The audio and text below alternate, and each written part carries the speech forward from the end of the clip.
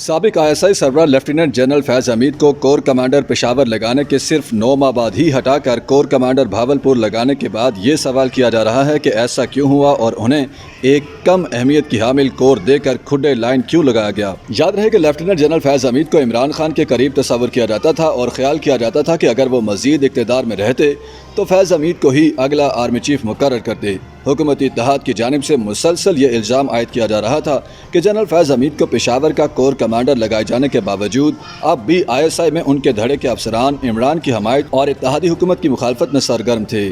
لہٰذا اب ISI میں چند اہم تقرریاں اور تبادلے کیے گئے ہیں تاکہ لیفٹیننٹ جنرل ندیم انجم اپنے ادارے کا مکمل کنٹرول حاصل کر پائیں۔ باخبر ذرائع نے انکشاف کیا ہے کہ حالیہ دنوں ISI میں اہم ترین سمجھے جانے والے ڈائریکٹر جنرل C کے عہدے پر میجر جنرل فیصل نصیر کو تعینات کر دیا گیا ہے، جس کے بعد اسٹیبلشمنٹ کے فیض دھڑے کا زور ٹوٹ جائے گا اور تقسیم کا تاثر بھی ختم ہو جائے گا۔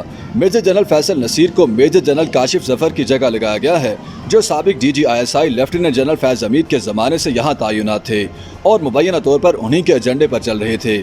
میجر جنرل کاشف ظفر کو اب DGP لگایا گیا ہے۔ اس کے علاوہ حال ہی میں بریگیڈیئر سے ترقی پانے والے میجر جنرل فہیم کو ISI میں DGF لگایا گیا ہے۔ بریگیڈیئر سے ترقی پانے والے میجر جنرل عدیل کو ISI میں DGT لگا دیا گیا ہے، جبکہ میجر جنرل شہباز تبسم کو DGX لگا دیا گیا ہے۔ نئے DGC major general Faisal Naseer military intelligence میں بھی تعینات رہے ہیں، لیکن BBC کی ایک رپورٹ کے مطابق عسکری تجزیہ کاروں کا کہنا ہے کہ لیفٹیننٹ جنرل فیض حمید کے پشاور کور سے بہاولپور کور میں تبادلے پر سیاسی شور و غوغا، عسکری امور اور معاملات پر پاکستانی سیاسی طبقے کی سمجھ بوجھ کے یکسر فقدان کے علاوہ کچھ نہیں ہے۔ پاکستان کی تاریخ میں بسا اوقات یہ ہوا ہے کہ سینئر افسران کے تقرر اور تبادلوں کو میڈیا اور سیاسی حلقوں میں ان سے ہمدردی رکھنے والوں نے موضوع بحث بنایا ہے۔ 1991 میں جب DG ISI لیفٹیننٹ جنرل حمید گل کو اس وقت کے army chief general Asif Janjua نے کور کمانڈر کے طور پر پوسٹ آؤٹ کیا تھا، اس وقت بھی یہ موضوع بحث بنا تھا۔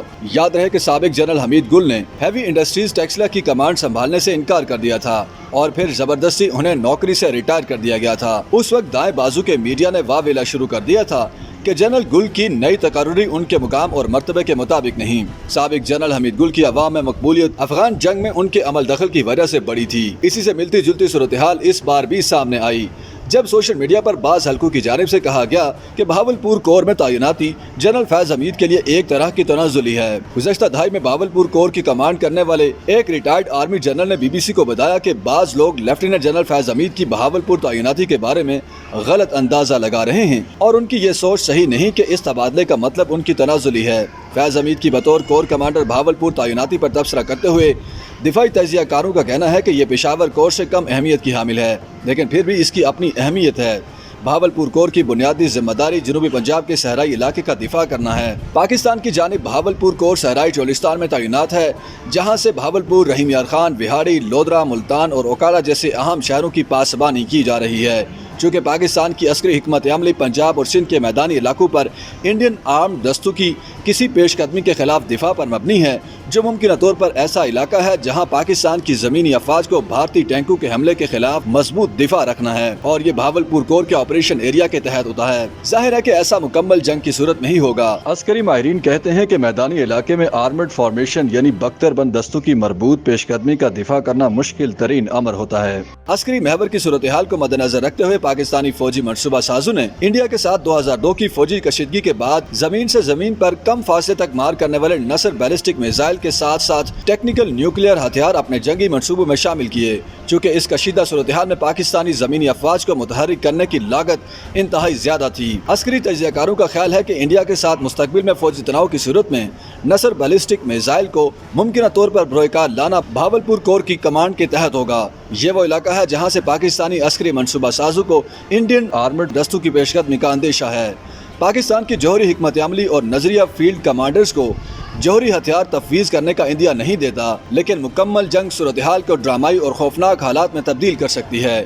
لہٰذا خالصتاً عسکری نقطہ نظر سے بہاولپور کور اسٹریٹجک طور پر پاک فوج کی زمینی فورسز کی اہم ترین فارمیشن ہے۔